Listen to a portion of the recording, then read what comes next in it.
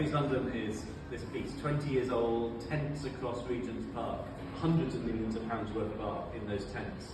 And all those artists started out young, graduates, emerging, struggling with different jobs or commitments. Or it's really important, I think, the work that both of us do, because otherwise there won't be artists in 10 years in Frieze. Keeping up with the idea over COVID of like seeing this rise of empty shops that we're all quite familiar with increasingly, and going, look, the crisis in the arts isn't just finance, it isn't just the education system, it isn't just all of the things that we know about, it's also spatial. We have this abundance of empty space on high streets, as sadly shops are closing, as the simple idea of putting artists into empty high street spaces. They don't charge artists, they get everything for free on the open call. It's free to enter open call and then we give the space for free.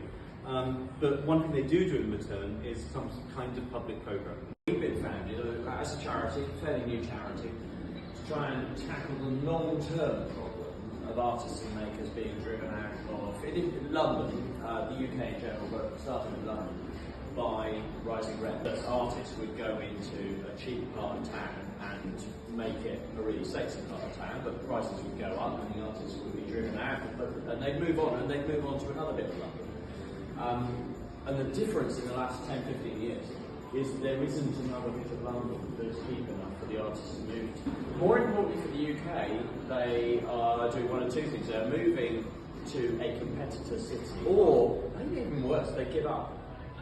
So our job is to secure long-term, affordable workspace for artists.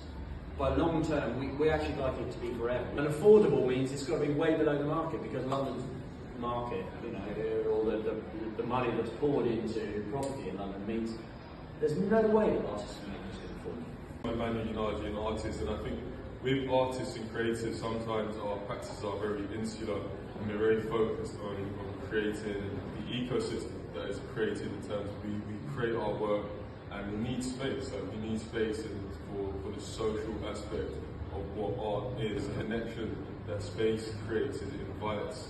The social aspect, so we can all kind of engage in this conversation with lectures obviously coming into spaces, but galleries and artists. I think that point about social is really important, because often, like us in the art world, think, you know, Frieze is happening.